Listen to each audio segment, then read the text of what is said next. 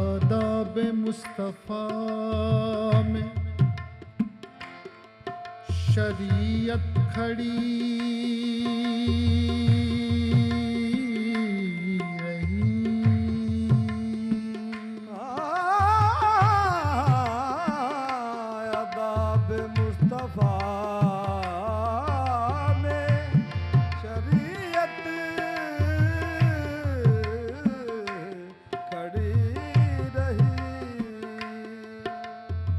दरवाज़ाए बतूल पे रहमत खड़ी रही।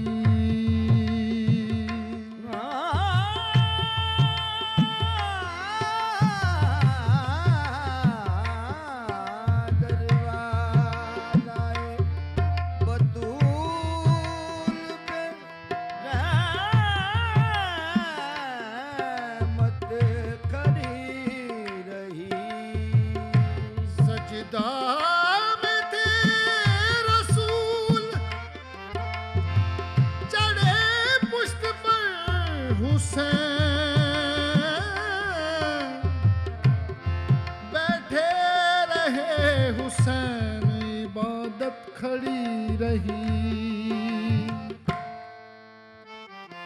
नबी-ए आसरा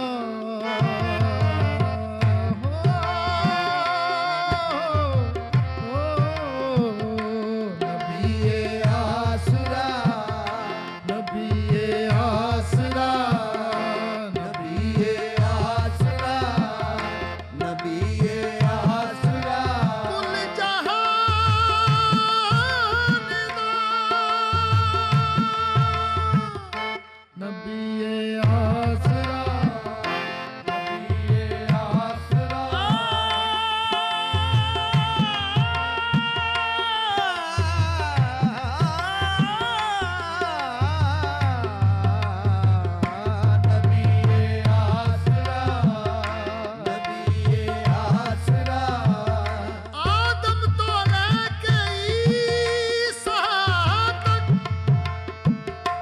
नबी-ए आसरा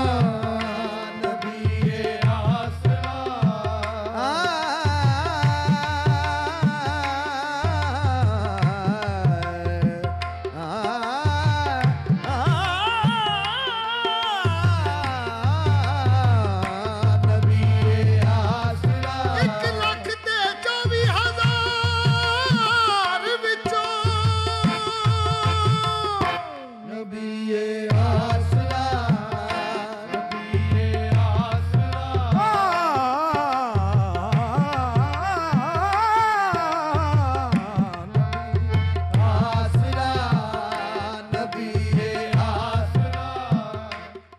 कुल जहान दा नबी-ए आसरा कुल जहान दा नबी दा आसरा इमाम हुसैन दी नबी-ए आसरा कुल जहान दा नबी दा आसरा इमाम हुसैन दी। खतीजा आमना हव्वा आसिया खदीजा आमना ते हव्वा आसिया इन्हां दी पेशवा इमाम हुसैन दी खदीजा आमना ते हव्वा आसिया इन्हां दी पेशवा इमाम हुसैन दी।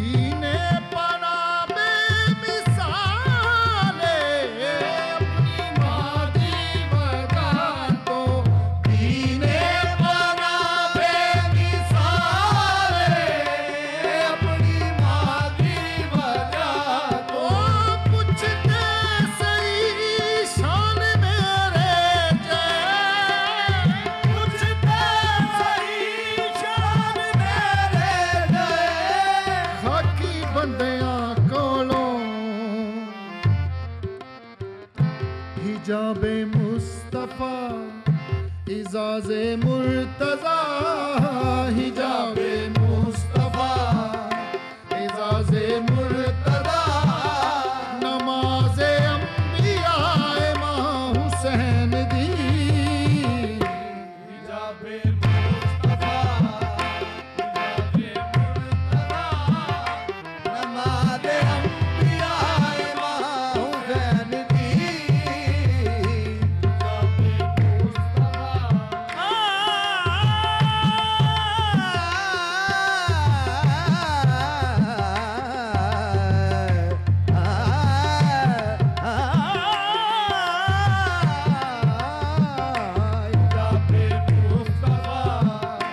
इजाज़े मुर्तज़ा नमाज़े अंबिया मां हुसैन दी मरियम भी ये जानदी है जिन्नू रब चाहदा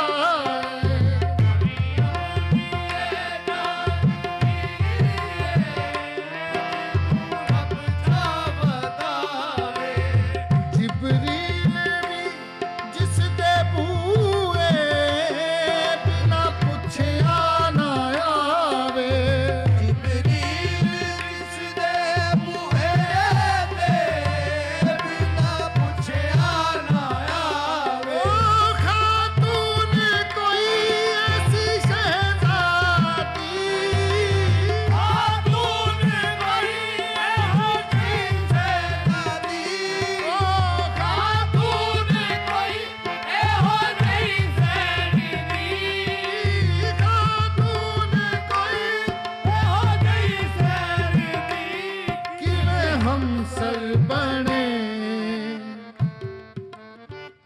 जिदे कदमां उते रखे हुसैन सर जिदे कदमां उते रखे हुसैन सर ओ साहिबे हया मां हुसैन दी जिदे कदमां उते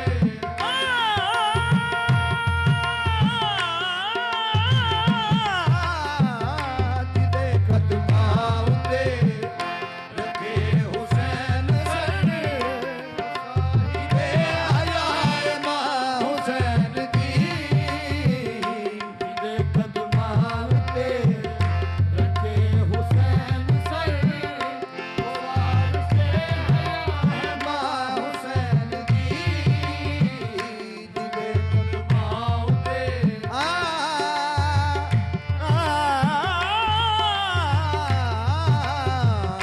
जिदे कदमां उते रखे हुसैन सर वारिसे हया मां हुसैन दी नबी आसरा कुल जहान दा नबी आसरा कुल जहान दा नबी दा आसरा मां हुसैन दी खदीजा आमिना ते हव्वा आसिया खदीजा आमिना ते हव्वा आसिया इना दी पेशवा मां हुसैन दी खदीजा आमिना ते हव्वा आसिया इना दी पेशवा मां हुसैन दी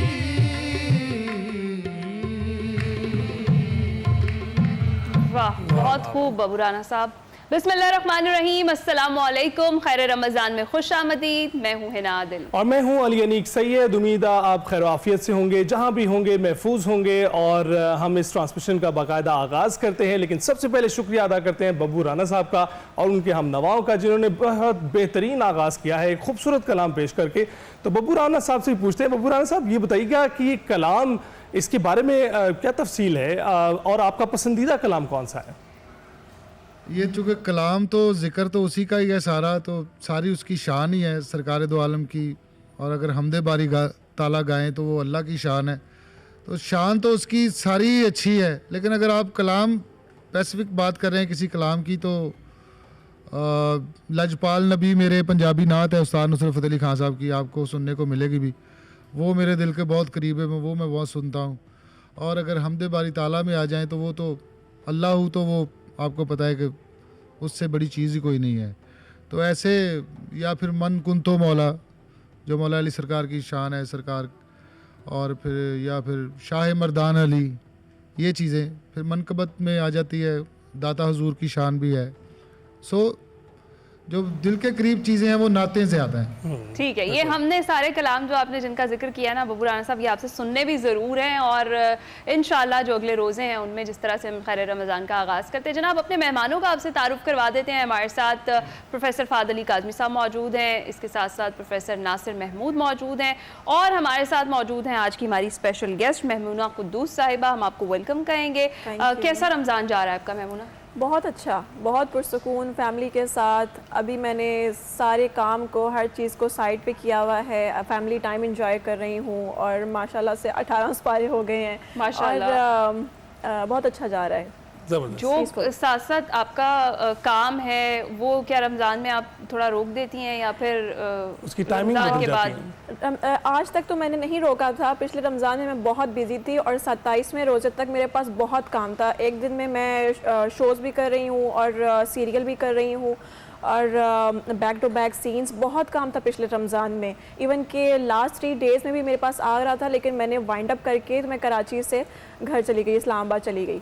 बट इस रमज़ान में क्योंकि पिछला रमज़ान बहुत हेक्टिक था, और पिछले रमज़ान में मैंने अपनी फ़ैमिली को बहुत मिस किया, और जिस तरीके से हम लोग रमज़ान का एहतमाम करते हैं एवरीथिंग, तो उन चीज़ों को मैंने बहुत मिस किया, और मुझे एंग्जाइटी होने शुरू हो गई थी, क्योंकि मैं जिस तरीके से रमज़ान हमेशा से गुजारती आ रही हूँ बचपन से लेके आज तक, वो चीज़ मुझे नहीं मिल रही थी, तो मुझे क्रेविंग हो रही थी, एंग्जाइटी, डिप्रेशन में जाने शुरू हो गई थी।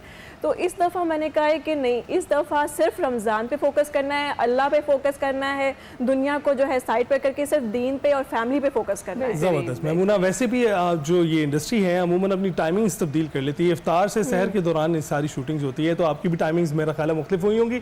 हमारे मेहमान गिरामी हमारे साथ स्टूडियोज़ में तो मौजूद हैं, लेकिन इसके साथ साथ आप जानते हैं शेफ़ सिमरन भी हमारे साथ मौजूद होती हैं। तो शेफ़ सिमरन, आपसे जानेंगे कि आज क्या बना रही हैं? अस्सलाम वालेकुम अली एंड हिना। रमज़ान मुबारक का बाबरकत महीना है, और मैं आज अपनी ऑडियंस के लिए एक मैसेज लेके आई हूँ, और वो ये है कि इस रमज़ान आप लोग अपने साथ साथ अपने पड़ोसियों का भी ख्याल रखें। जब आप लोग अपना दस्तरखान सजाएं तो आप लोग इस बात का ध्यान रखें कि आपके आसपास के जो लोग हैं उनके पास भी दस्तरखान पे खाने के लिए कुछ है या नहीं है। ज़्यादा से ज़्यादा ज़कात दें, ज़्यादा से ज़्यादा गरीबों की मदद करें, और ये हम पर फ़र्ज़ है। और इस रमज़ान ज़्यादा से ज़्यादा सवाब और ज़्यादा से ज़्यादा नेकी आप लोग अपने हिस्से में लें। और सेगमेंट में मैं आज कोई रेसिपी नहीं लेके आई हूँ, क्योंकि आज मैं इस्तेमाल करूँगी फिर से अपना कनौर का रेसिपी AI, और वो इतना इजी टू यूज़ बन गया है मेरे लिए कि मैं आज फिर से इस्तेमाल करने वाली हूँ। मैं वैसे तो एक दफ़ा पहले भी तरीका बता चुकी हूँ, लेकिन आज हम फिर से कुछ बनाने वाले हैं। मुझे नहीं पता हम क्या बनाने वाले हैं, लेकिन जो मेरे पास इंग्रेडिएंट्स मौजूद थे मैंने उसको जमा कर लिया है एक जगह, और अब मैं अपना कनौर का रेसिपी AI इस्तेमाल करने वाली हूँ।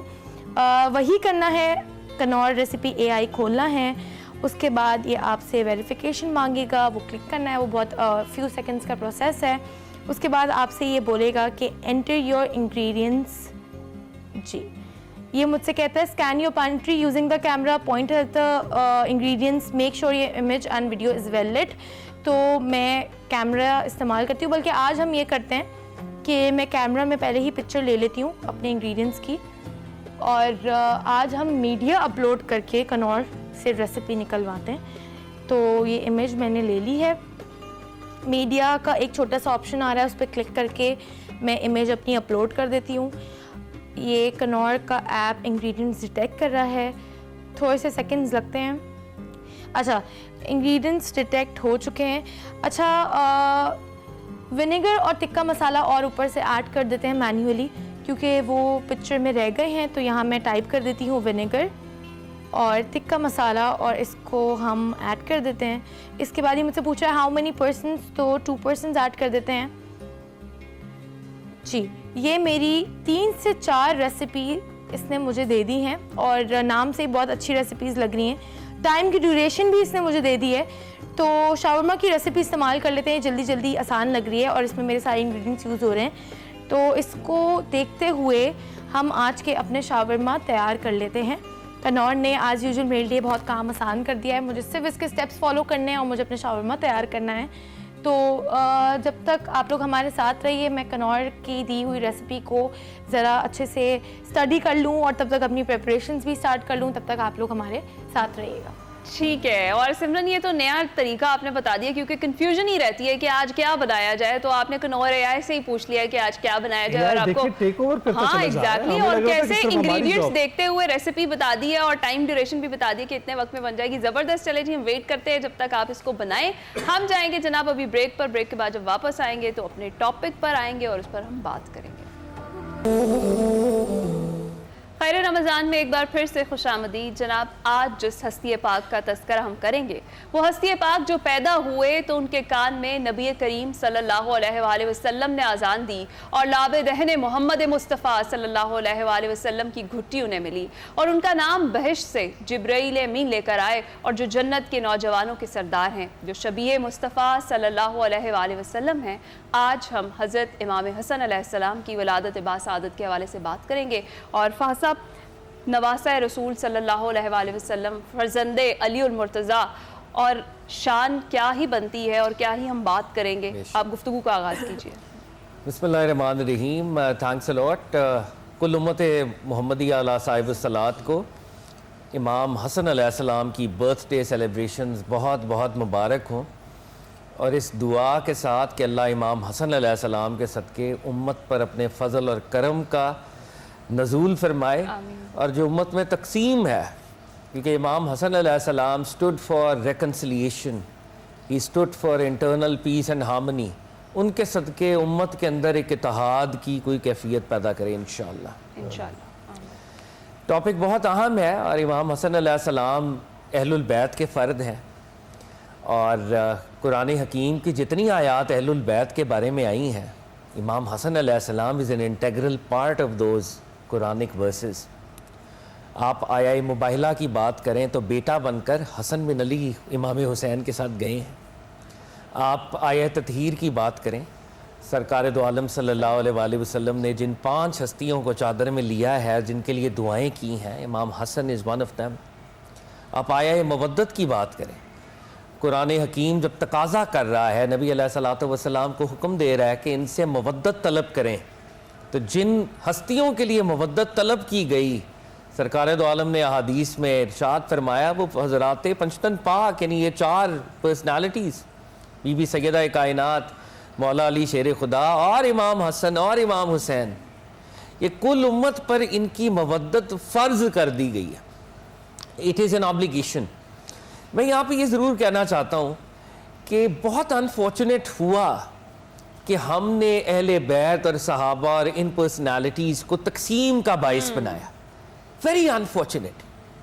जब नैरेटिव्स ऑफ लव मौजूद हैं, नैरेटिव्स ऑफ कंपैशन मौजूद हैं, तो हम नैरेटिव्स ऑफ लव क्यों नहीं बयान करते और वो बयान करने से क्यों रह जाते? मुझे सरकार दो आलम के अजीम सहाबी बनु हाशिम से जिनका ताल्लुक़, जो प्रॉफिट सल्लल्लाहु अलैहि वसल्लम के कज़न, मौला मुर्तज़ा के कज़न, इन शहज़ादों के चचा जनाब अब्दुल्ला इब्न अब्बास रज़ी अल्लाह तआला अन्हु याद आते हैं। वाक़या है कि इमाम हसन तशरीफ़ लाए, इमाम हुसैन तशरीफ़ लाए और ये बहुत बाद का ज़माना है और हज़रत अब्दुल्ला इब्न अब्बास रज़ी अल्लाह तआला अन्हु इनके अंकल हैं रिश्ते में। अब जब शहज़ादे आए हैं, शहज़ादों के साथ कॉन्वर्जेशन की है, अब शहज़ादे वापस जा रहे हैं, तो अब्दुल्ला इब्न अब्बास आगे बढ़ते हैं रज़ी अल्लाह तआला अन्हु और इमाम हसन अलैहिस्सलाम के पैर मुबारक रकाबों में सवारी के डाल रहे हैं, उनको सवार कर रहे हैं, फिर उनको बड़े तपाक के साथ रुखसत कर रहे हैं। इमाम हुसैन को भी इसी तरह रुखसत कर रहे हैं। लोगों ने कहा कि सर आप तो अंकल हैं इनके, इन बच्चों के तो अंकल हैं, आपका जो मर्तबा है, आप इनकी इज्जत इस तरह करते हैं, तकरीम करते हैं। तो आप जलाल में आगे आपने फरमाया हसन और हुसैन नबी अलैहिस्सलातु वस्सलाम के नवासे हैं, क्या मैं उनकी इज्जत ना करूं? क्या मैं उनकी इज्जत करके इस शरफ से महरूम हो जाऊं? अगर सहाबा का ये तकाजा है, सहाबा ये करते रहे हैं, तो अहलुल बैत के जिक्र से हमें तंगी क्यों पैदा होती है, ये हमने थोड़ी सी सेल्फ अकाउंटेबिलिटी रिफ्लेक्शन करना बहुत ज़रूरी है, ख़ुद को जानना और फिर उसका एहतसाब करना बहुत ज़रूरी है। प्रोफेसर नासिर, आप क्या सोचते हैं, जो आप सल्लल्लाहु अलैहि वसल्लम ने जिस मोहब्बत से आपको जो है पाला और आपका शफ़क़त जो है अपनी शफ़क़त के साए में रखा, तो उससे उनकी शख्सियत पर क्या असर पड़ा? बिस्मिल्लाहिर्रहमानिर्रहीम। असल में ये जब अहले बैत अताहार की हम बात करते हैं और हसनैन करीमैन की बात करते हैं और उनमें इमाम हसन अलैहिस्सलाम जिनका आज यौम विलादत है, अल्लाह रब्बुल इज़्ज़त इसकी खुशियाँ पूरी उम्मत को अता फ़रमाए। हम जिन हालात से गुज़र रहे हैं ये खुशियाँ भी हम पूरी तरह सेलिब्रेट भी नहीं कर पाते, महसूस भी नहीं कर पाते। जो आज उम्मत के हालात हैं, रब्बे ज़ुल जलाल अपने प्यारे हबीब और आपके आले पाक का सदका सारी उम्मत को इन खुशियों में शामिल फरमाए, कहीं भी तकलीफ़ ना हो। आका अलैहिस्सलाम की उम्मत का कोई भी ग्रोह, कोई भी हिस्सा तकलीफ़ और मुशक्क़त में, दुखों में ना हो। जब हम इनकी बात करते हैं तो ये वो हस्तियाँ हैं जो रसूल खुदा सल्लल्लाहु अलैहि वसल्लम की निगाहों का मरकज़ हैं, मेरे आका की मोहब्बत का मरकज़ हैं और जिनकी मोहब्बत को रसूलुल्लाह सल्लल्लाहु अलैहि वसल्लम ने अपनी मोहब्बत करार दे दिया। देखिए ना, जहाँ से सारे जहान को बुज़ुर्गी और फजीलत मिली, ये उस जगह पर रहते हैं। हुज़ूर अलैहिस्सलाम की गोद में है आक़ाए दो जहां सल्लल्लाहु अलैहि वसल्लम, इनसे इतनी मोहब्बत फरमाते हैं कि जब घर से शहज़ादों के रोने की आवाज़ आई, एक बार मस्जिद में हदीस पाक है, इसको बहुत सारे मुहद्दिसीन ने नकल किया। आका अलैहिस्सलाम मस्जिद से तेज़ी से चलते हुए गए और हज़रत सईदा आलम सईदा कायनात से फरमाया कि शहज़ादों को किसने रुलाया? तो फरमाने लगी कि मुझे नहीं पता, आपस में खेल रहे थे। तो आपने हुज़ूर अलैहिस्सलाम ने फरमाया इनका रोना मुझे तकलीफ़ देता है, इनका रोना मुझे तकलीफ़ देता है। इनके आने पर जब ये मस्जिद में आने तशरीफ़ लाए तो हुज़ूर अलैहिस्सलाम खुतबा इरशाद फरमा रहे हैं। अब इतने लोग सामने बैठे हैं, गुफ्तगू हुज़ूर अलैहिस्सलाम फरमा रहे हैं, यकीनन दीन की दावत है, तबलीग है। मगर इन शहज़ादों को जब चलता देखा, अलैहिमा सियाबान अहमरान, सुर्ख जोड़े पहने हुए, यमशियान व यासिरान, चलते थे, लड़खड़ाते थे।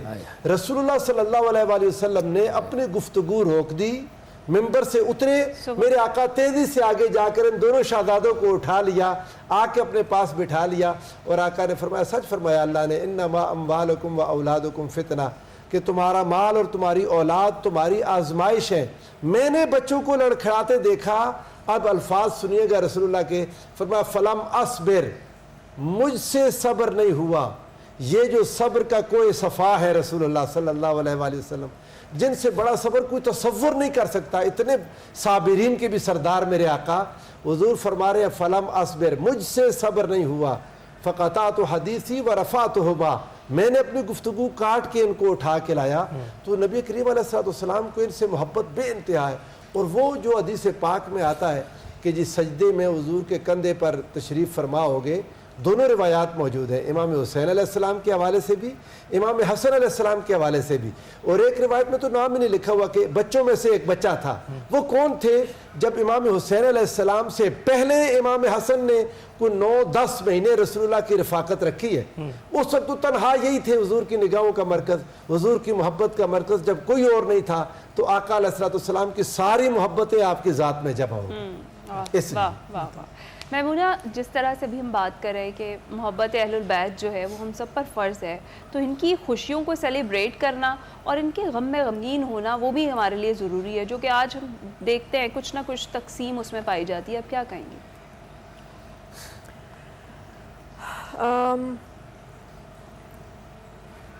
इस बारे में मैं क्या कहूँ, मुझे कुछ समझ नहीं आ रहा।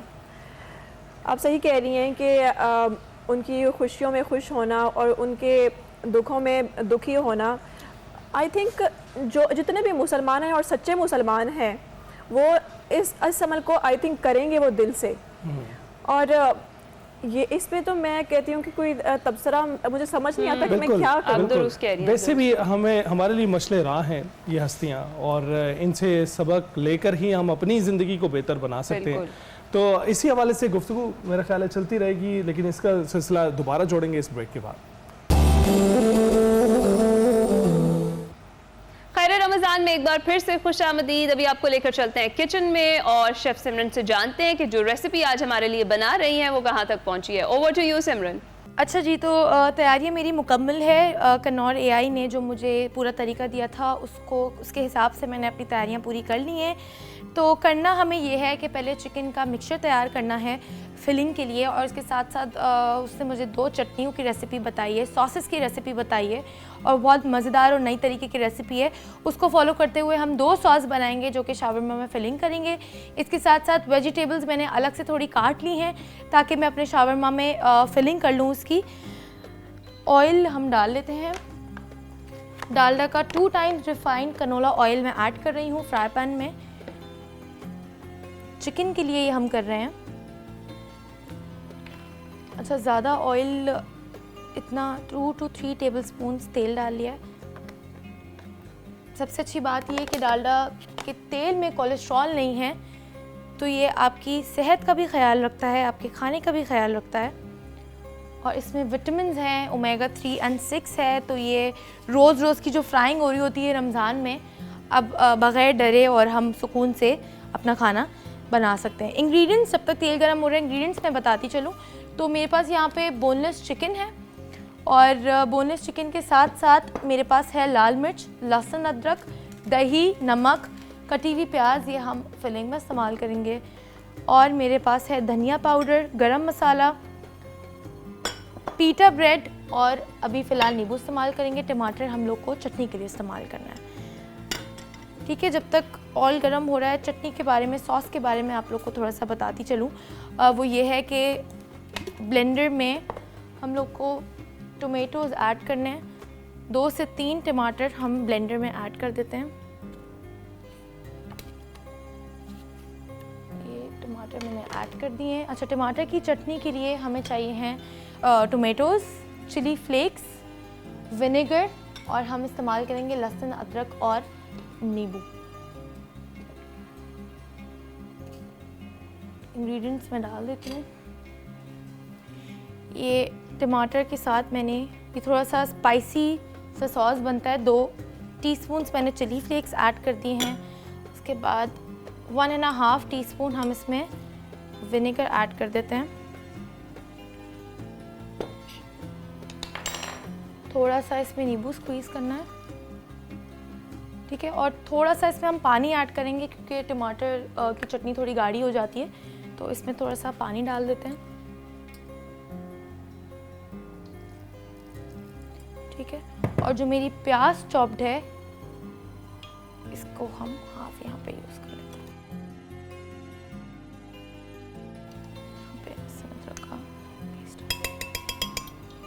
लहसुन अदरक का पेस्ट डाल दिया है, और हस्बे जायका इसमें नमक ऐड कर लेते हैं।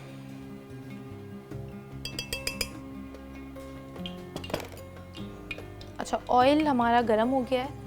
इसमें मैं चिकन की अपनी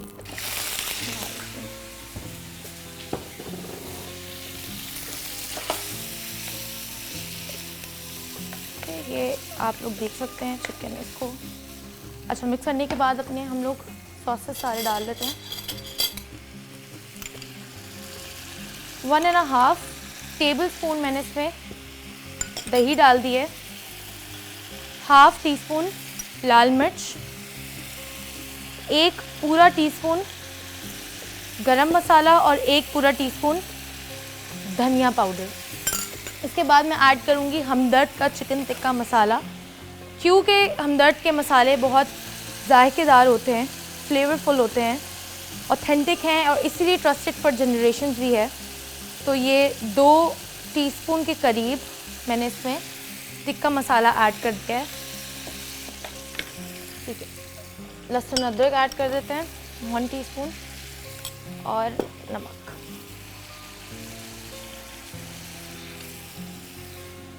वेजिटेबल्स के लिए मेरे पास है लेटस, सलाद पत्ता, कुक्यूम्बर मैंने कट कर दी है, बहुत पतले स्लाइसेस कट कर दिए हैं शावरमा के लिए। इसको पहले ब्लेंड कर लेते हैं।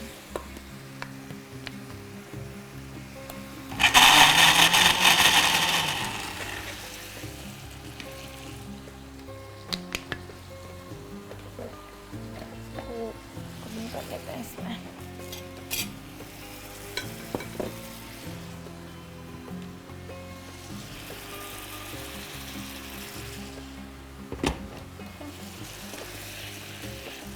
जब तक मेरी चिकन रेडी हो रही है हम लोग वाइट सॉस प्रिपेयर कर लेते हैं। वाइट सॉस के लिए मैं इस्तेमाल कर रही हूँ मायोनीज़, काली मिर्च, सफ़ेद मिर्च यानी वाइट पेपर, लहसुन अदरक और नींबू।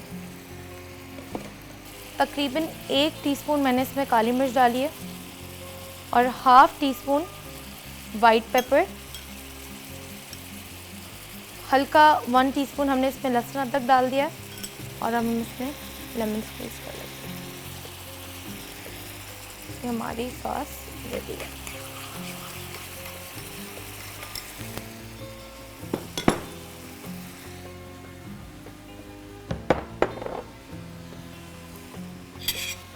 अच्छा, पीटर ब्रेड पे लेयरिंग करने के बाद मैं रैप करूँगी अपने शावरमा को बटर पेपर में।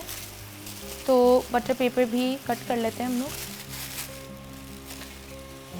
चिकन मेरी ठीक है, चिकन मेरी तैयार है और ये बिल्कुल ड्राई हो चुकी है। शावरमा की लेयरिंग स्टार्ट कर लेते हैं। लेयरिंग के लिए हम लोगों को इसमें हम डाल लेते हैं अपनी टमाटर की चटनी, मायो गार्लिक सॉस,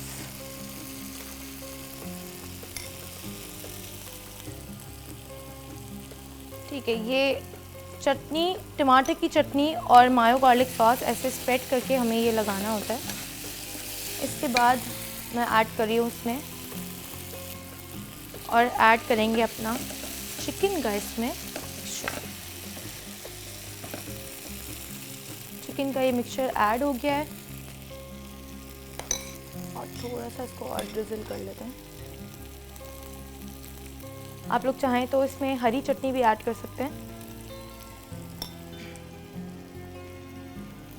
ठीक है, ये मैंने इसमें खीरा डाल दिया है।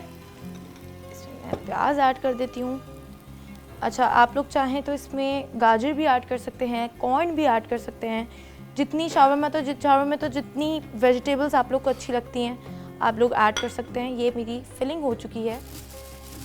करना मुझे ये है कि इसको हम कट कर लेते हैं।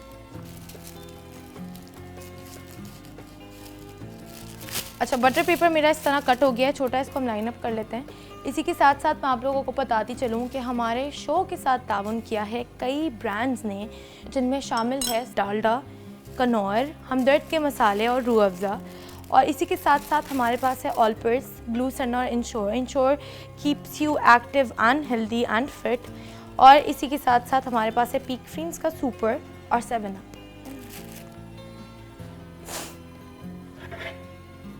कटिंग बोर्ड पे इसको जैसा रैप कर लेते हैं। थोड़ा सा पीटर ब्रेड को टाइटली आपको इसको पकड़ना है। बटर पेपर के कॉर्नर पे रखते हुए इसको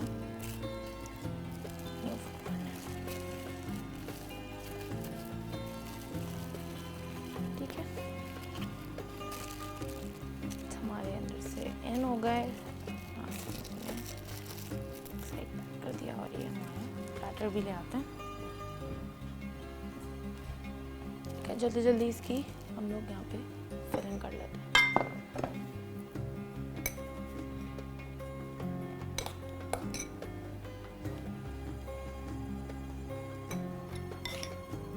अच्छा, पीटर ब्रेड जब भी आप लोग फिलिंग से पहले पीटर ब्रेड पैन में ग्रिल पैन में अच्छे से इसको रोस्ट कर लें, सेक लें।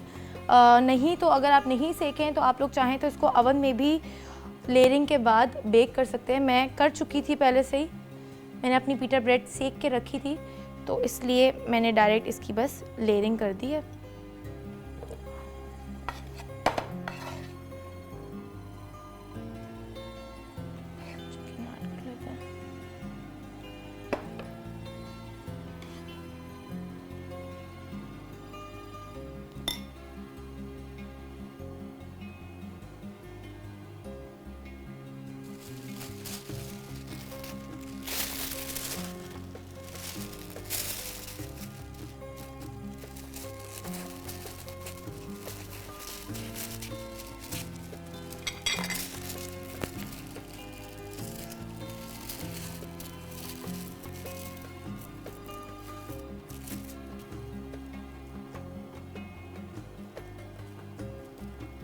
हमारे शावरमा आप देख सकते हैं बहुत ही यमी और टेम्पटिंग लग रहे हैं।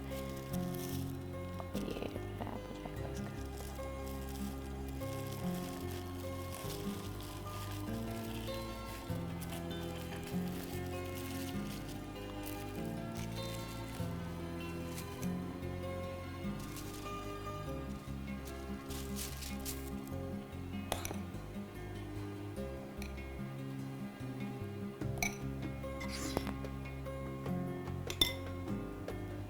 ये सॉसेस आपस में यूँ मिक्स हो जाएंगी कि अच्छे से और स्प्रेड हो जाएं।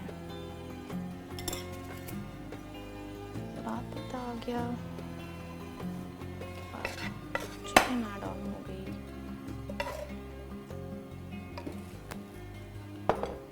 सॉस ऐड कर लेते हैं, ठीक है।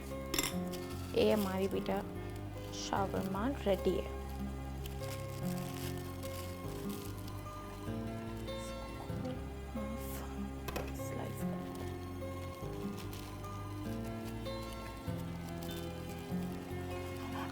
ये हमारे शावरमा रेडी है।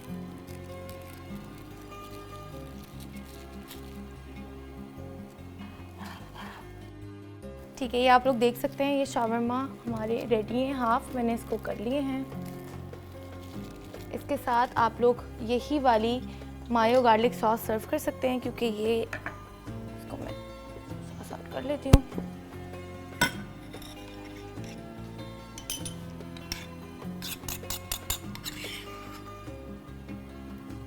ये शावरमा और इसके साथ हमारी सॉस भी तैयार है।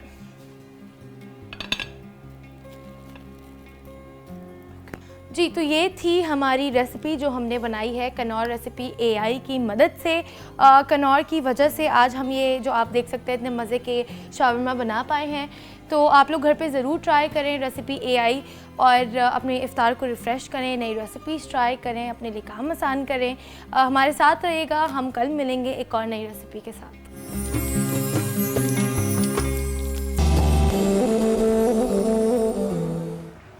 खैर रमज़ान में एक बार फिर से खुशामदीद। हमारे मेहमान हमारे साथ मौजूद हैं, हमारी जो स्पेशल गेस्ट हैं मेमूना हमारे साथ मौजूद हैं। मेमूना, हम आपसे ये जानना चाहते हैं कि मेमूना का रमज़ान कैसे गुजरता है। वैसे तो हमें पता है कि आपका एक्टिंग में बड़ा बिजी करियर है और बैक टू बैक शूट्स और वो सब, लेकिन रमज़ान में क्या अपने लिए आप टाइम निकाल लेती हैं या फिर आपको उसमें भी काम करना पड़ रहा होता है? रमज़ान में मैंने जब से काम शुरू किया है ना, तो मैं रमज़ान में भी बहुत काम भी कर रही होती थी और साथ नमाज, रोज़ा, कुरान पाक, दीन और दुनिया सब साथ चल रहा होता था। तो मैनेज करना भी बहुत मुश्किल था, क्योंकि ऑब्वियसली काम के लिए आउट ऑफ सिटी जाना पड़ता है और आउट ऑफ सिटी सब कुछ अकेले मैनेज करना बहुत हैक्टिक हो जाता था। लेकिन इस रमज़ान में जिस तरीके से हम बचपन में मनाते थे अपना रमज़ान और जिस तरीके से हमारा एक ट्रेंड चलता आ रहा था, उसी को फॉलो करते हुए इस रमज़ान में मैं सिर्फ अपनी फैमिली को टाइम दे रही हूँ और आई थिंक ये मेरी लाइफ का ब्लेस्ड तरीन रमज़ान है। मेमूना, अमूमन रमज़ान में लोग जब रोज़ा रखते हैं तो तवक्को ये की जाती है कि वो कुछ वेट रिड्यूस करेंगे, लूज़ करेंगे, और अमूमन जो है ये परेशानी सारा साल है वो गेन कर जाते हैं। तो इस हवाले से आप क्या करती हैं, क्या खाती पीती हैं? सब कुछ खाती हूँ। मैंने आज तक कभी कोई डाइट नहीं की है। इवन के जिम भी गई हूँ तो मेरा उल्टा वेट गेन हो जाता है, क्योंकि मैं ज़्यादा खाना शुरू कर देती हूँ। और रमज़ान में मैं कोई डाइट नहीं करती, मैं सब कुछ खाती हूँ। इवन के देसी घी वगैरह, देसी घी की बनी हुई चीज़ें और सब मतलब हैवी और देसी ही चल रहा होता है। मेरा वेट 2 से 3 kg गेन होता है हमेशा, बट वो मेरे लिए अच्छा भी है, क्योंकि मुझे लगता है जब तक मैं रमज़ान तक पहुंचती हूँ ना, पूरे साल में मैं अंडरवेट हो चुकी होती हूँ। तो रमज़ान जो है मेरी डाइट ठीक कर देता है। आपको हम यही कहेंगे कि आप लकी हैं, क्योंकि यहाँ पे हम अक्सर बात कर रहे होते हैं तो वो समोसे और पकौड़े और उनको कभी हम कहते हैं कि ना खाएं, फिर ये है कि उसके बगैर गुजारा भी नहीं होता। तो आप तो लकी हैं कि आपका वेट गेन नहीं होता। अच्छा मेमूना, जो रमज़ान हम जिस तरह से भी आपने जिक्र किया कि जब आप काम कर रही होती हैं तो वो बड़ा बिजी था, जो रमज़ान हमारे बचपन का रमज़ान था वो बड़ा खूबसूरत, मुझे लगता है कि उस वक्त हम पर ज़्यादा जिम्मेदारियाँ नहीं होती तो हम उसको बड़े उस तरीके से सेलिब्रेट करते थे।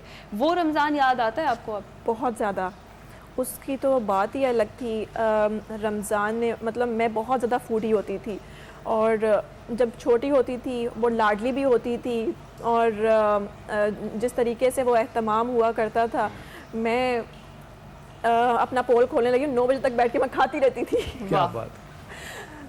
जब मैं छोटी थी। और यानी फिर भी हम लोग 9 बजे तक बैठकर अगर खाते रहे तो हमारा तो हाल बेहाल हो जाएगा।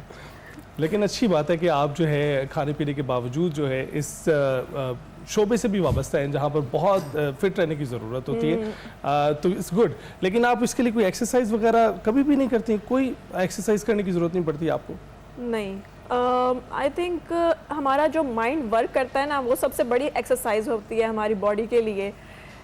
जैसे हम स्टडी भी कर रहे होते हैं ना, तो हमारा दिमाग कंटिन्यूसली चल रहा होता है, ये आई थिंक ये सबसे बड़ी एक्सरसाइज होती है। अच्छा। और काम पे भी हम लोग जब फोकस करते हैं तो फिजिकल एक्सरसाइज भी हो रही होती है और मेंटली भी हम कंटिन्यूसली वर्क कर रहे होते हैं, तो मुझे लगता है यही एक्सरसाइज काफ़ी होती है। मुझे लगता है कि आप ही खुश नसीब हैं जिसके लिए इतना काफ़ी है, वरना बहुत कुछ करना पड़ता है मेंटेन करने के लिए। आपने कहा फूडी है, तो मुझे ये बताएं कि कुछ बनाना भी पसंद है, ख़ासतौर पे अगर रमज़ान में बात करूँ तो रमज़ान का जो दस्तरखान होता है उसमें आपकी क्या पार्टिसिपेशन होती है जब आप घर पर सेलिब्रेट करें? आजकल तो बिल्कुल भी नहीं है। अच्छा। और बहुत पहले होती थी, पकोड़े बनाती थी मैं, मेरे हिस्से में पकोड़े बनाना आता था। और खाने वगैरह में मैं इतनी अच्छी नहीं हूँ, पुलाव बना लेती हूँ। वाह। बस। इफ्तार में क्या चीज़ कम हो जो आपको लगता है कि इफ्तार मुकम्मल नहीं हुई? इफ्तार में आई थिंक सब कुछ होना चाहिए, चाट, फ्रूट चाट, ये दही आप भल्ले, खराब कर चना रही हैं चाट, सबको। कचौरी, समोसे, पकौड़े, एवरीथिंग सब कुछ होना हम यहाँ चाहिए। न्यूट्रिशनिस्ट बुलाते हैं और हम खास तौर पर ताकीद करवाते हैं लोगों को, भाई वो तलकीन करें कि ये चीज़ें मत खाएं, आपके लिए आप खराबी पैदा कर सकती है। अच्छा, अब मुझे ये बताएं कि आपने कहा पुलाव आप बनाती हैं, तो कौन सा पुलाव होता है? चिकन पुलाव, मटन पुलाव या मटन? अच्छा, वो आप बेहतरीन मटन बनाती हैं। पुलाव। अच्छा, और जो पकौड़े हैं वो क्या उनकी कोई खास रेसिपी है आपकी जो आप बनाती थी? मुझे तो हर किस्म के पकौड़े पसंद हैं और सारी चीज़ें कौन कौन से, जरा कैटेगरीज तो बताएं ना। एक भी चीज़ नहीं होगी दस्तरखान में तो बस रमज़ान का मज़ा नहीं आता। अच्छा, पकौड़े कौन कौन से स्पेसिफिकली? बड़ी डिफरेंट टाइप्स के पकौड़े हैं, तो आप कौन से वाले बनाती हैं? मुझे ज़्यादातर जो है आलू के और बैंगन के पसंद हैं। राइट। सहरी में भी सब कुछ खाते हैं? अली क्यूरियस है आपको देखते हुए कि भाई आपका डाइट प्लान जो है ना वो पता चल जाए। सहरी में मैं चपाती खाती हूँ देसी घी में लिपटी हुई, और उसके साथ चाय या मिल्क। राइट। वाह, हेल्दी कोई दही हेल्दी शही सहरी। नहीं, परहेज कुछ दही नहीं खाती? वैसे दही के बगैर सहरी भी नामुकम्मल सी लगती है। हाँ, ये चीज़ें ज़रूरी है उसके लिए भी। दही जो है वो गर्मियों में खाते थे, लेकिन आजकल तो मौसम बहुत अच्छा है तो आजकल पता नहीं चलता, ध्यान भी नहीं जाता उस वक्त। अच्छा, तो रूटीन फिर सारे दिन की कैसी रहती है? आप बीच में कुछ नैप भी लेती हैं? मैं सुबह फजर के टाइम सोती हूँ और जोहर के टाइम उठती हूँ, क्योंकि इस दौरान जो है नमाज वगैरह नहीं होती है कोई, तो मैं इस दौरान नैप वगैरह लेती हूँ और नमाज वगैरह कंटिन्यूसली चल रही होती है, बीच में सुपारी वगैरह पढ़ लिए या अपनी जो भी दुआएं वगैरह होती हैं वो पढ़ ली। और रात को मैं अपना जो भी काम वगैरह होता है उससे रिलेटेड काम करती हूँ फील्ड से रिलेटेड हो या कोई स्टडी हो या कुछ भी हो, तो रात का जो टाइम है ना मैंने अपने लिए रखा होता है 12 से 2 बजे तक का, वो मैंने काम के लिए रखा होता है। उससे पहले का मैं थोड़ा मी टाइम एंजॉय करती हूँ, कहीं बाहर चक्कर वगैरह लगाया और आइसक्रीम खा ली या कुछ भी बाहर से खा लिया, तो बस ये है। अच्छा, और आफ्टर रमज़ान अभी तो आपने कहा कि आपने ब्रेक लिया है ख़ुसूसी तौर पर सेलिब्रेट करने के लिए, इस महीनों को महसूस करने के लिए, इसके बाद आपकी कोई प्रोजेक्ट्स जो हैं वो हैं कोई पाइपलाइन में? मेरे पास एक सीरियल आया हुआ है और 1-2 फिल्म्स की बात चल रही है। एक फ़िल्म जो है सितंबर में आई थिंक होनी है और एक ईद के बाद प्लान हो रही है। अब देखते हैं क्या करती हूँ मैं, लेकिन मेरा ज़्यादा फोकस जो है वो इंटरनेशनल प्रोजेक्ट की तरफ है। मैं चाह रही हूँ कि मैं पाकिस्तान से बाहर निकल के बाहर इंटरनेशनल कौन सा है? नेशनल ही हैं ये दोनों। मैंने नेशनल आपको बताए हैं, लेकिन मैं चाह रही हूँ कि अब इंटरनेशनल प्रोजेक्ट की तरफ आ जाऊँ मैं, क्योंकि बाहर से भी ऑफर आई है, तो मैं चाह रही हूँ कि इसको भी साइड पे करूँ और वहाँ फोकस करूँ। बिल्कुल ठीक है, महमूना के काम के हवाले से भी मज़ीद गुफ्तगू करेंगे, लेकिन छोटी सी ब्रेक के बाद। खैर रमज़ान में एक बार फिर खुशामदीद। हम अपने मौजू की जानिब वापस आते हैं। हम हज़रत इमाम हसन के हवाले से गुफ्तगू कर रहे थे और उनकी शख्सियत के हवाले से, उनके मुख्तलिफ शख्सियत के पहलुओं के हवाले से गुफ्तगू हो रही थी। प्रोफेसर फ़हद, उनकी शख्सियत का एक अहम उन्सर मोहब्बत ही था जो उनको विरसे में भी मिली और उन्हें आगे भी तकसीम की। बेशक। इस पर रोशनी डालिए। बहुत ही इंपॉर्टेंट सवाल है। इमाम हसन अलैहिस्सलाम प्रॉफिट सल्लल्लाहु अलैहि वसल्लम के ज़ाहिरी तौर पे भी और बातनी तौर पे भी एक बड़ी क्लियर मैनिफेस्टेशन थे। And he was known for his हिल्म, जो हलीमुत तबा थे, वो जो उनकी तबीयत में नरमी थी, उसकी बहुत सी एग्जांपल्स आपको उनकी ज़िंदगी में नज़र आती हैं। एक वाक़या है कि इमाम हसन अलैहिस्सलाम बड़े एक तो हैंडसम थे, उनकी सवारियाँ बड़ी बेहतरीन होती थीं, कपड़े बहुत अच्छे होते थे। तो एक जगह अपनी शान के साथ जा रहे थे, रास्ते में कुछ फुकरा थे और लिटरली रवायत बताती है कि वो जैसे लेफ़्ट ओवर सड़क से चुन के इकट्ठे कर रहे थे। And they did not realise के सामने इमाम जा रहे हैं, लेकिन उनको लगा कि एक हैंडसम खूबसूरत फ़र्द जा रहा है, तो उन्होंने आवाज़ दी कि आए हैं हमारी दावत में शरीक हो जाएं। तो इमाम हसन अलैहिस्सलाम ने फौरी तौर पे अपनी सवारी से नीचे उतरे और कुरान की आयत पढ़ी कि अल्लाह तकब्बुर वालों को पसंद नहीं करता। फ़कीरों के साथ बैठे, जो वो खा रहे थे वो खाया, और फिर कहा कि आज तुमने मेरी दावत की, अब मेरे पर ये फ़र्ज़ हो गया, मैं भी तुम्हारी दावत करना चाहता हूँ। उनको दावत पे बुलाया। इसी तरह रवायात में आता है यंग लड़के, टीन एजर सड़क पे खेल रहे हैं, कोई अपना वही जिस तरह के बच्चे खाते पीते हैं उस तरह की चीज़ों में कहा सर आए। इमाम फिर ज़मीन पे बैठ गए, फिर कहा कि मैं अब तुम्हारी दावत करता हूँ। उनकी दावत की, उनको खाना खिलाया, उनको कपड़े दिए। इमाम हसन का एक तारीख़ी फ़िक्रा है इन दावतों के ऊपर। आपने फरमाया कि ये लोग हमसे सुपीरियर हैं, इन्होंने जब मेरी दावत की, इनके पास जो कुछ था इन्होंने मुझे दे दिया। मैं जब इनकी दावत कर रहा हूँ, हम इनकी जब दावत कर रहे हैं, तो एक फ्रैक्शन ऑफ आवर वेल्थ, एक फ्रैक्शन ऑफ आवर रिसोर्सेज हम इस्तेमाल करते हैं। ये लोग तो सुपीरियर हैं। तो आप बहुत ही हलीम तबा, सॉफ्ट, एब्सोल्युटली काइंडनेस को अगर आपने देखना है तो इमाम हसन अलैहिस्सलाम की पर्सनैलिटी आपकी नरेशंस में आता है। आपने फरमाया 3 चीज़ों से बचो, 3 चीज़ों में डिस्ट्रक्शन है, एरोगेंस में, तकब्बुर में, ग्रीड में और एनवी और जेलसी में। हलाकत है इन तीनों चीज़ों में। का एरोगेंस, तकब्बुर, शैतान को नहीं देखते, अपनी एरोगेंस की वजह से मरदूद हो गया। ग्रीड, लालच, फरमाया जनाब आदम अलैहिस्सलाम को शैतान ने ग्रीड ही तो डाली थी कि ये फल खा लो तुम्हें हमेशा की ज़िंदगी मिल जाएगी। और जेलसी, हसद, ये इतना नेगेटिव सेंटिमेंट है, इमाम ने फरमाया कि ये भाई को भाई से लड़वा देती है। तुमने देखा नहीं कि काबिल ने हाबिल का कत्ल कर दिया जेलसी के ऊपर। तो इन तीनों का कॉम्बिनेशन होना जरूरी है, कोई एक भी कंपोनेंट अगर आप में पाया जाता है तो देखें, आइडियली तो ये तीनों नेगेटिव एलिमेंट्स है ना, आइडियली तो तीनों ही नहीं होने चाहिए, और एक भी होगा तो कहीं ना कहीं तो आपको तंग करेगा ना। वो जो कल हम पेंडुलम की बात कर रहे थे, तो this pendulum will be pulled towards negativity. इमाम हसन अलैहिस्सलाम ने तीनों को ही रिजेक्ट किया और साइमल्टेनियसली रिजेक्ट किया, और इसके अंदर हिडन मैसेज यही है कि एक भी हो तो ज़रा परहेज करें, क्योंकि शैतान तो एरोगेंस का सिंबल है, तो एक एरोगेंस ही उसको मरवा गई। काबिल के अंदर जेलसी है, वो जेलसी ही उसको मरवा गई। एक बात मैं आपके प्लेटफॉर्म से और क्विकली करना चाहता हूँ। हमारे साउथ एशिया के अंदर एक मसला है। मसला ये है कि जब हम किसी पर्सनालिटी के मेरिट्स को डिस्कस करते हैं, हम उनके फ़ज़ाइल, मनाक़िब, ख़साइस को डिस्कस करते हैं, फ़ज़ाइल को डिस्कस करने के बाद हम ब्रेक मार देते हैं कि हमने हक अदा कर दिया। फ़ज़ाइल से अगला स्टेप उनकी टीचिंग तक पहुंचना है। उनकी टीचिंग से अगला स्टेप उनकी टीचिंग की एग्जीक्यूशन, इम्प्लीमेंटेशन और मेरी ज़ात में इंटरनलाइजेशन। इमाम हसन के नाम पर मिलाद हो रहे हैं, इमाम हुसैन के नाम पे हो रहे हैं, सरकार दो आलम के नाम पे हो रहे हैं। टीचिंग कितनी मेन स्ट्रीम हुई, इमाम हसन के कितने सेइंग्स मेरे बच्चों को याद हैं। इमाम हसन की जो अमली जिंदगी है, उनकी एक पॉलिटिकल लाइफ भी थी, वो खलीफा भी थे, उन्होंने वहां पर भी सर्मन्स दिए, हक पे होते हुए एक स्टेप पीछे भी हुए उम्मत के वसीतर मुफाद के लिए। क्या आज की पॉलिटिकल क्लास, ब्यूरोक्रेसी, एडमिनिस्ट्रेशन के लोग हम हक पर होते हुए भी एक स्टेप पीछे हो सकते हैं फॉर द ग्रेटर गुड? बिल्कुल। या खाली इमाम का नाम लेना है और इम्प्लीमेंट नहीं करना? That's the $1 million question. बिल्कुल है। नासिर साहब, आप क्या कहेंगे? जिस तरीके से हम उनकी हयात तैयबा पर हम बात कर रहे हैं, फाज साहब ने बड़ा इंपॉर्टेंट पॉइंट उठाया कि उनकी जो टीचिंग्स हैं, उनको उनकी एग्जीक्यूशन अपनी अमली ज़िंदगी में उनको लेकर आना वो बड़ा ज़रूरी है।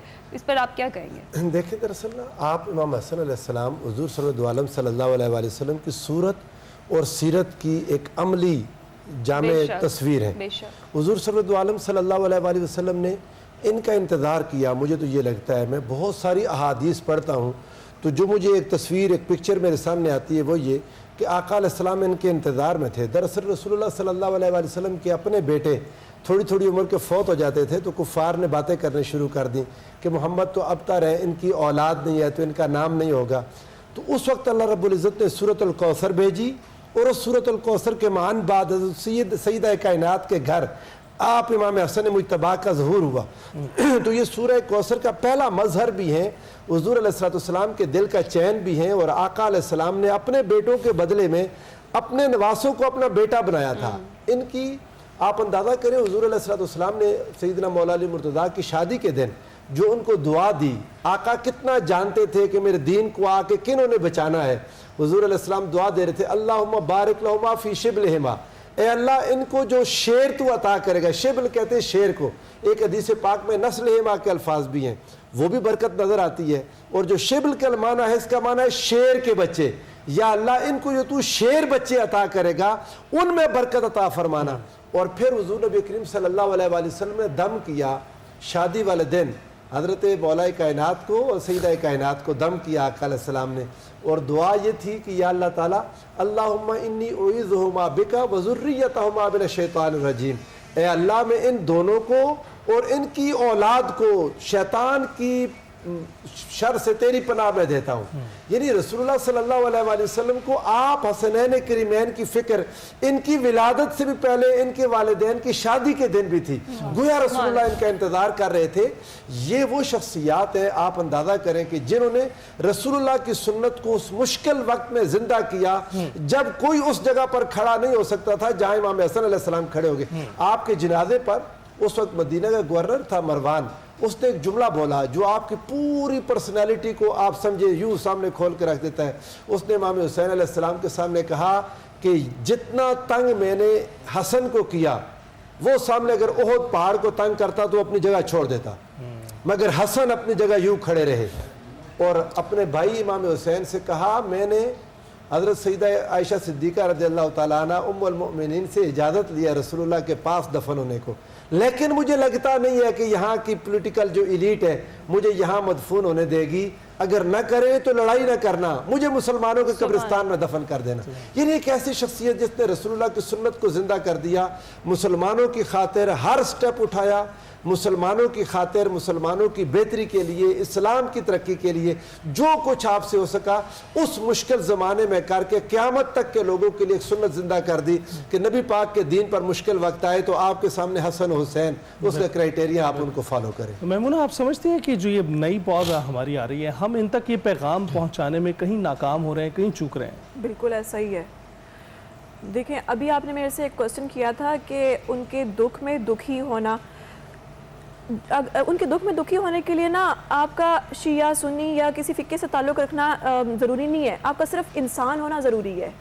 अगर आप इंसान है ना तो मेरा ख्याल है कि आप उस चीज़ को फील करेंगे लाजमी। और सबसे इम्पॉर्टेंट चीज़ ये है कि हम किसी रस्म व रवाज को फॉलो करने के बजाय उन लोगों ने जहालत को ख़त्म करने के लिए और हमें तालीमात देने के लिए जितनी कुर्बानियाँ दी, बिल्कुल उन कुर्बानियों को याद रखते हुए उन तालीमात को फॉलो करना चाहिए और उन तालीमात पे फोकस करना चाहिए, और वो ज़रूरी है। जो बड़ी बेहतरीन बात आपने की। हाँ, जो उन्होंने इतनी कुर्बानियाँ दे के एक चीज़ हम तक पहुँचाई है उसको जिंदा रखना चाहिए, बजाय इसके कि आपस में लड़ें। हाँ, बड़ी खूबसूरत बात मैं उन्होंने यहाँ पर की है कि आपस में लड़ाई से बेहतर है कि उनकी तालीमात हैं उनको याद रखें, उनको जिंदा रखें। खैर, रमज़ान में वक्त है छोटी सी ब्रेक, हम कुछ ही देर में हाजिर होते हैं।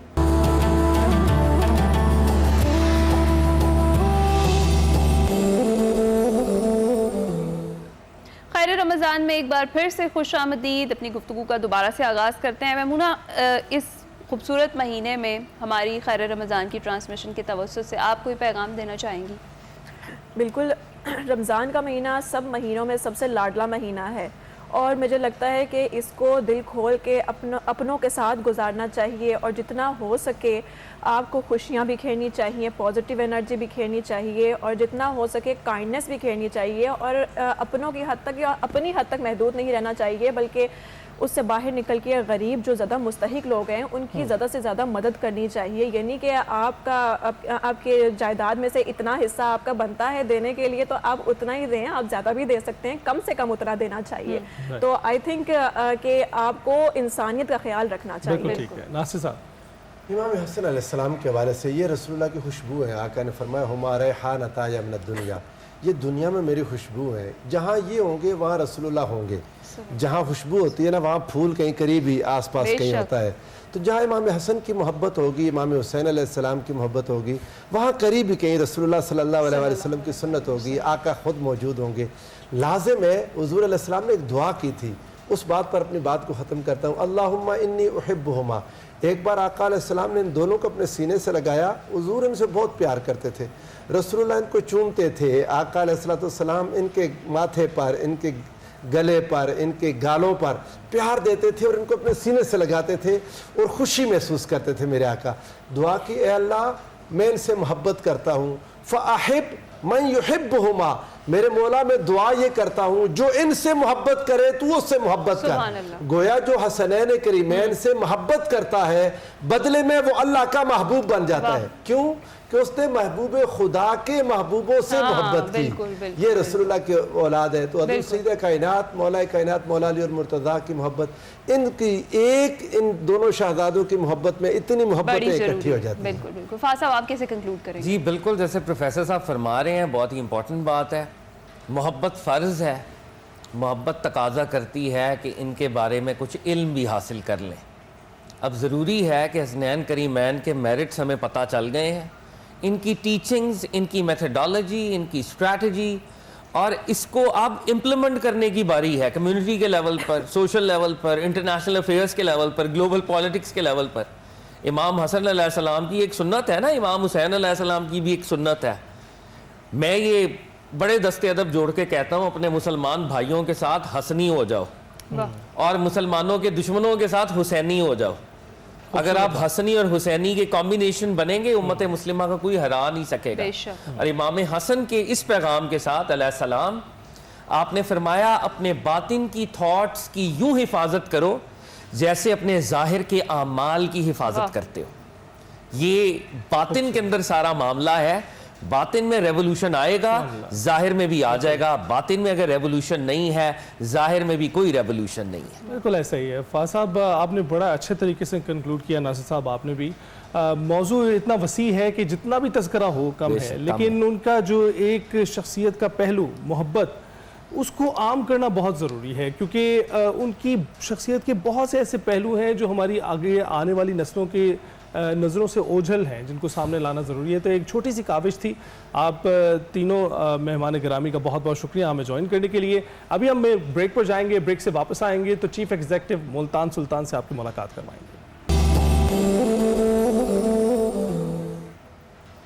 खैर रमज़ान में एक बार फिर से खुशामदीद। ब्रेक पर जाने से पहले हमने आपसे कहा था कि मुल्तान सुल्तान के जो चीफ एग्जीक्यूटिव हैं उनसे आपकी मुलाकात करवाएंगे। तो आपको पता है कि मुल्तान सुल्तान के मद्दाहों के लिए वाकई एक बहुत बड़ी खुशखबरी है। मुल्तान सुल्तान एक बार फिर अपने नए मालिकान के साथ पाकिस्तान सुपर लीग में भरपूर अंदाज में वापसी के लिए तैयार है। सलमान नसीर और हमजा मजीद ने ऐलान किया कि PCB और पाकिस्तान सुपर लीग की मंजूरी से CD वेंचर से गौहर शाह के साथ स्ट्रेटेजिक पार्टनरशिप तय पा गई है और नई इंतजामिया के तहत जो टीम है वो न सिर्फ अपने असल नाम मुल्तान सुल्तान के साथ मैदान में उतरेगी, बल्कि उसकी सालाना वैल्यू भी 1 अरब 85 करोड़ रुपए से बढ़कर 2 अरब रुपए तक जा पहुंची है। ये इजाफा फ्रेंचाइज पर एतमाद और उसकी बढ़ती हुई मकबूलियत का वाज़ेह सबूत है। और टीम मैनेजमेंट ने शायकीन से अपील की है कि वो भरपूर जोश और जज्बे के साथ अपनी टीम का साथ दे और इस तारीखी वापसी का जो जश्न है उसे मनाया जाए, सेलिब्रेट किया जाए। और दूसरी जानब PSL के CEO सलमान नसीर ने टीम सियालकोट स्टैलियंस की मलकियत में तब्दीली के मौके पर प्रेस कॉन्फ्रेंस करते हुए बताया कि इवेंट की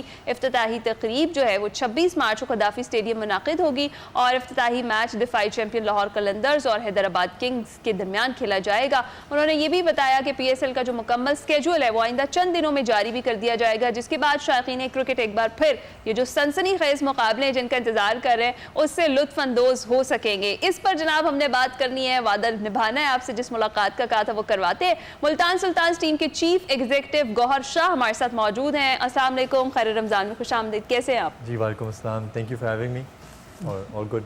शाह साहब, रमज़ान आपका ठीक चल रहा है? जी, मैं इंटेंशन मेरी थी कि मेरे रोज़े लंदन में गुजरे, यहाँ पे मैं रहता हूँ, लेकिन वो चीज़ें ऐसे पलटी और सिनारियोज़ ऐसे चेंज हुए कि जब अपॉर्चुनिटी आई सियालकोट स्टैलियंस को परचेज़ करने के लिए, फिर मुझे इधर ही आना पड़ा, क्योंकि आपको पता है कि पाकिस्तान में हर चीज़ तो खुद साइन करनी होती है, खुद अटेस्ट और नोटराइज होती है, तो उधर से बैठे ये काम नहीं हो सकता था। फिर मैं इधर आया और उसके बाद तब से मैं इधर ही हूँ, और अब फ्लाइट्स भी नहीं मिल रही वापस जाने की, तो लगता है कि PSL के सीज़न तक की फिर सारा रमज़ान और ईद इधर ही गुजर जाएगी। सही है। अच्छा, जिस तरह से हमने देखा कि पहले 2 अरब 35 करोड़ रुपए लगाए गए, उसके बाद फिर खामोशी थी, क्या ख्याल था कि अगले 10 साल का प्लान जहन में था कि जो भी हो जाए लेकर रहेंगे, और क्या प्लानिंग थी?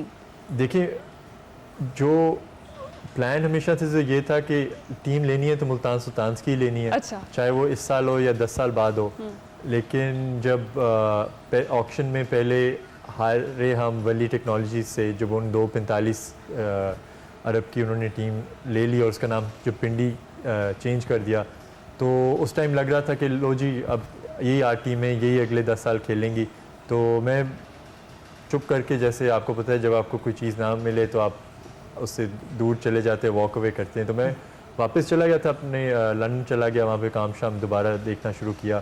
तो इसी तरह खैर शायद रमज़ान हो, और रमज़ान में किसी दुआ या किसी बरकत की वजह से एक ही दिन ऐसे ही अफसारी के बाद फ़ोन आया कि लो जी, एक अपॉर्चुनिटी है और एक PSL टीम फॉर सेल आ गई है, तो अगर आप इंटरेस्टेड हो। तो मैंने कोई टाइम वेस्ट नहीं किया, मैंने उसी वक्त प्रोसेस को एक्सेलरेट किया, और one thing led to another, जिसे कहते हैं कि पहले सियालकोट की ओनरशिप मिली, उसके बाद मुल्तान की परमिशन मिली, मुल्तान को फिर इंगेज किया, और अब जो ओरिजिनल गोल था वो मिल गया, और इनफैक्ट ये 45 करोड़ सस्ता मिल गया। बिल्कुल ठीक है। तो शाह साहब, वैसे इसके साथ एसोसिएशन आपकी क्या है? आपने क्यों पहले सोचा कि मुल्तान सुल्तान्स जो है वही होनी चाहिए? इसमें सिर्फ मुल्तान से ताल्लुक होने वाला सीन है? बिल्कुल ऐसे ही सर। मेरे दादा अबू और मेरे परदादा, हमारा गांव है जलालपुर पीर वाला, वो मुल्तान से घंटा आगे शुजाबाद एक गांव है, उससे थोड़ा सा आगे है। तो वैसे हमारी जो फैमिली है उसका उधर से ताल्लुक है। मेरी दादी अलीपुर से हैं, वो बहारपुर के पास है, तो हमारा जनूबी पंजाब के साथ सदियों से एक रिलेशनशिप है। और मैं भी हमेशा जब वहाँ पे गांव में मैंने एक टाइम गुजारा है तो क्रिकेट ही खेली है, और एक अलग अंदाज से लोगों का वहाँ पे जोश है, जज्बा है क्रिकेट को लेकर। इस बार वैसे फ्लड से बड़ा मुतासिर हुआ है आपका बिल्कुल ऐसे, इलाका अभी भाई। भी कई जगहों पे पानी खड़ा हुआ है, तो वो उसका अफसोस तो है। तो हमारा भी यही था कि कुछ लोगों को लुक फॉरवर्ड करने के लिए कोई चीज़ दें। एक तो जब मुल्तान की टीम निकाल दी गई PSL से, तो मुझे बड़े लोगों ने रीच आउट किया कि हम काफ़ी मुतासिर हुए हैं, और आगे जनूबी पंजाब में लोगों के लिए बहुत कम।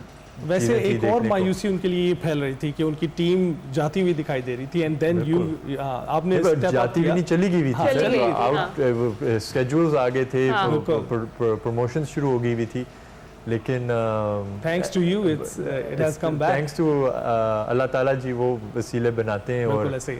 तो शाह साहब, टीम तो पहले सिलेक्ट हो चुकी थी और काफ़ी हद तक सब प्लानिंग हो चुकी थी, फिर अब आप क्या चेंजेस लेकर आए हैं? क्या चीज़ें जो हैं हमें डिफरेंट दिखाई देंगी अब इस टीम? सर देखिए, जो टीम है वो तो बन चुकी है, आपने जैसे कहा, उसको इतना चेंजेस नहीं कर सकते, लेकिन हमारा जो कॉम्पोजिशन है बुरा नहीं है। स्टीव स्मिथ दुनिया के नंबर 1 बैट्समैन में से उनका शुमार है, वो और लीग के भी सबसे एक्सपेंसिव महंगे प्लेयर हैं। साथ में साहिबजादा फरहान, सब ने पूरे पाकिस्तान ने उनकी बैटिंग देखी है रिसेंटली। तो जो हमारे कॉम्पोजिशन है वो बुरा नहीं है। जो मेरी मेंटालिटी इस साल के लिए और जो कोचेस के साथ भी डिस्कशन हुई है वो है कि जो माइंडसेट है उसको एलिवेट करना है। अच्छा। तो और आपने ये देखा होगा जब हम श्रीलंका के खिलाफ आखिरी मैच खेले तो उसमें प्लेयर वही थे, लेकिन उन्होंने माइंडसेट चेंज किया, और जब वो माइंडसेट चेंज किया तो हमारी कितना एज अ ऑडियंस और सपोर्टर कितना बेहतर लगा जब हमने 10-15 ओवर में जैसे उन्हें मारा। तो वो एक माइंडसेट चेंज था, क्योंकि हम 240-250 करने जा रहे थे। तो इसी तरह वही माइंडसेट हम इंस्टिल करेंगे इन्हीं प्लेयरों में, और इन्हीं से बेस्ट परफॉर्मेंस लेंगे। वो फिर आगे जो लॉन्ग टर्म विजन है वो फिर आप देखिएगा इंशाल्लाह अगले 2-3 सालों में जो क्रिकेट की बेहतरी का विजन है वो सामने नजर आएगा। अब रातों रात तो नहीं चेंज होते, हाँ लेकिन ये तो है, ये long तो है। term- अच्छा वैसे मोहम्मद रिजवान जो हैं वो बतौर कैप्टन मुल्तान सुल्तान्स की पहचान थे, फतुहात दिलाने में उनका बड़ा ज़्यादा किरदार भी था। तो अभी वो पिंडीज़ के कैप्टन हैं, अभी कोई है ऑप्शन मौजूद इस तरह के कि उन्हें वापस लाया जाए, या आपके जहन में है ऐसा कोई? देखें अभी पहले से ही सारे सियालकोट वाले मेरे से नाराज़ हैं कि आपने हमारी टीम ले ली, अब आप पिंडी वालों को भी नाराज़ कराएंगे। तो नहीं, ऑन सीरियस नोट के वो पिंडी के प्लेयर हैं और उनको पिंडी ने रिटेन किया है। अव्वल पीसीबी ने ये ट्रेड विंडो का ऐलान किया है कि 7 ऑप्शन तारीख है से अभी प्लेयर्स चेंज हो सकेंगे जो सिलेक्ट हुए हैं टीमों के बीच में से। लेकिन जो इस वक्त हमारे पास कीपर्स हैं, 2 कीपर्स हैं और साहिबजादा फरहान भी अगर कीपिंग करते हैं तो हमारे पास 3 कीपर्स हैं। तो इस साल मुश्किल लग रहा है कि रिजवान भाई की वापसी हो टीम में। तो इसको आप एक बिजनेस पर्सपेक्टिव से देख रहे हैं या एक पैशन पर्सपेक्टिव से देख रहे हैं? सर ये प्योर पैशन प्रोजेक्ट है। पैशन प्रोजेक्ट, इसमें फाइनेंसेस बिल्कुल आप देखें तो कोई बिजनेस पर्सपेक्टिव से इस साल और अगले 3 साल तो कोई तो कह लें नहीं बनता और इसमें काफ़ी नुकसान होएगा, लेकिन जो शौक़ होता है उसकी कोई कीमत नहीं होती। और जो मुल्क की बेहतरी के लिए एक विज़न है और पाकिस्तान क्रिकेट को ऊपर लेके आने का एक ख्वाब है, दोबारा नंबर 1 पे लेके आने का, वो भी उस पर आप प्राइस नहीं लगा सकते। राइट। अच्छा ये बताएं कि अली तरीन ने कुछ सजेशंस दिए हैं पीएसएल की मजमूई तौर पर बेहतरी के लिए। एक तो ये कि क्या आप उनसे मुत्तफ़िक़ हैं, दूसरा ये कि आपके पास क्या सजेशंस हैं? जिस तरीके से इसका स्ट्रक्चर जो है वो हमने देखा बड़ा मजबूत हुआ, जिस तरह से टीम्स की वैल्यू बढ़ी वो भी हमारे सामने ही है, तो आपके कुछ मज़ीद सजेशंस हैं? जी बिल्कुल, जो अली की जो सजेशंस हैं वो मैंने खुद पर्सनली नहीं देखे तो मैं उन पर कॉमेंट नहीं कर सकता, लेकिन अली एक विजनरी है, उसने क्रिकेट के लिए काफ़ी उनकी और उसकी फैमिली ने बहुत सैक्रिफाइसेस किए हैं और अपने टाइम और पैसे इन्वेस्ट किए हैं, तो उस पर उनको ज़रूर क्रेडिट देनी चाहिए। और जो आज मुल्तान सुल्तान है वो तरीन फैमिली में उसका काफ़ी रोल है इस फ्रेंचाइज को खड़े और करने में, तो उस बात पे तो उनको कोई डाउट नहीं कर सकता कि उनका क्या विजन रहा है और क्या सर्विसेज रही हैं। जहाँ तक दूसरा इम्प्रूवमेंट्स की बात रही, अब देखें कि लीग ग्रो कर रही है, मीडिया राइट्स भी सबसे महंगे बिके, टीम्स भी सबसे महंगी बिकी, तो ये नेचुरली ग्रोथ है। पाकिस्तान की इकॉनमी भी स्टेबलाइज हुई हुई है, पीसीबी में भी स्टेबिलिटी है, कितने कई सालों के बाद रोज़ चेयरमैन नहीं चेंज हो रहे, तो ये सारी जब अनसर्टिनिटी दूर होती है ना किसी भी शोबे में दुनिया के, तो उस जब अनसर्टिनिटी दूर होती है फिर वो चीज़ उभरने लगती है, क्योंकि आपके फाउंडेशन स्ट्रॉन्ग हो जाते हैं, फिर उस पर आप नए आइडियाज़, नई लॉजिक और थोड़ा सा रिस्क आप ज़्यादा ले सकते हैं। तो इसी तरह लीग भी ग्रो करेगी। अब आप देखेंगे कि अच्छे लोग आए हैं और पैसा आया है, और यही इंशाल्लाह कोशिश होगी कि ग्रास रूट्स लेवल तक। तो क्या हम ये समझे कि आपने भी रिस्क लिया है? क्योंकि अली तरीन तो ये भी कह रहे थे कि ये टीम जो है मुल्तान सुल्तान खसारे में है, और उसके बाद फिर हमने देखा इसकी कितनी वैल्यू लगी, और उसके बाद 2 अरब 35 करोड़ तक आपने ख़रीदा। घाटे का सौदा वो ये इसको समझ रहे थे, और बहुत सारे लोग भी ये कह रहे थे। आपकी क्या स्ट्रेटजी है? क्या इसमें इस जो ये चीज़ है, जो पैसे हैं, इनको पूरा भी आगे किया जाएगा कैसे? देखिए ये वही बात है, मैं बाकियों को भी ये समझाने की कोशिश की है। जब 90s में रियल एस्टेट में लोग पैसे डालते थे तो सब कहते थे कि ये क्या कर रहे हो, कोई फैक्ट्री लगाओ, ये कोई काम है, ज़मीन तो कोई भी खरीद सकता है किसी भी टाइम। आज वही ज़मीनें 10, 15, 20 गुना बढ़ गई हुई हैं। तो इसी तरह एक आपके पास 8 फ्रेंचाइजेज़ हैं पूरे की पूरे पाकिस्तान की, 280 मिलियन आपकी आबादी है, उन्होंने सिर्फ पॉलिटिक्स, एंटरटेनमेंट और क्रिकेट कंज्यूम करना है। तो जो आज वैल्यूएशन है, मैं ये मानने को तैयार ही नहीं हूँ कि अगले 10 सालों में नहीं होगी। तो इसी तरह जब लीग ग्रो करेगी, आप IPL टीम्स की वैल्यूएशन देखें वो बिलियंस ऑफ डॉलर्स में, तो हम उनसे हमारी पॉपुलेशन इतनी ज़्यादा है कि, और कंज्यूम सब करते हैं, हर बंदा क्रिकेट देखता है, 6-7 बजे के बाद घर आना है, मैच लगा हुआ है, हर घर में लगेगा। तो आप उस चीज़ को सही तरह अभी तक वैल्यू ही नहीं कर पाए, और इंशाल्लाह 3-4 सालों में जब लोगों को समझ आएगी कि स्पोर्ट्स ब्रांड को कैसे वैल्यू करते हैं, तो आप देखना कि इसमें मुनाफा नहीं, बहुत ज़्यादा मुनाफा होगा। बिल्कुल ठीक है। और लीग को किस तरह से आप देख रहे हैं? लीग का एक नया एडिशन अब ये आ रहा है, और हम देख रहे हैं कि 11वां एडिशन है। आप देख रहे हैं कि मुसलसल ग्रोथ इसमें भी मुमकिन है कि अगर इस तसलसल को बरकरार रखा जाए? बिल्कुल। देखें, हम IPL के साथ साथ HPL PSL हो रही है, और उसके बावजूद हमारे पास डेविड वार्नर आए हैं, स्टीव स्मिथ आए हैं, इतने बड़े बड़े नाम दुनिया की क्रिकेट के, तो कोई हमारी लीग में कुछ इंसेंटिव है ही जो उन्होंने कमिट किया है, और अब इसको देखना कि ये शुरुआत है हमारी ग्रोथ की, हमारी क्रिकेट की। 10 साल लोगों को लगे समझने में, जो पुराने ओनर्स हैं वो भी सेटल हुए, लीग का एक नाम बना, और जब एक फाउंडेशन सेट होगी अब टाइम आया इसको लेके उठाने का और ग्रो करने का। राइट। अच्छा, जो आपका प्लान है आगे का वो क्या है? जो नौजवान क्रिकेटर्स है, जो हमारा नया टैलेंट है, उसको सामने लाने के लिए, जैसे लाहौर कलंदर्स का प्लेयर डेवलपमेंट प्रोग्राम्स चलते हैं, उस हवाले से आपने भी कुछ सोचा है? और दूसरा ये कि जो मुल्तान सुल्तान के फैंस थे ना, जिस आपने खुद भी जिक्र किया, वो बड़े हर्ट हुए थे और वो बड़ी कन्फ्यूजन का शिकार थे, और फिर उनके लिए उम्मीद की किरण बनकर आ पाए, तो उनके लिए कोई पैगाम आपका होते? दोनों सवालों का तो पहले तो हमारा विजन थोड़ा सा लाहौर कलंदर्स के विजन से मुख्तलिफ इस तरह है कि हम जो प्लेयर डेवलपमेंट प्रोग्राम है उनकी तरफ इतना नहीं जाएंगे जो टैलेंट हंट प्रोग्राम्स होते हैं।